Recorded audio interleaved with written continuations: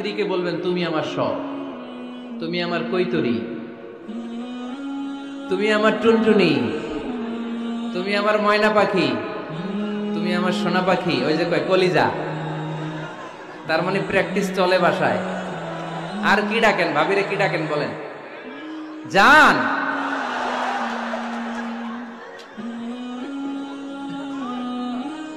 জান ডাকেন। আর ভাবি কি ডাকে আপনাদেরকে? বাবু।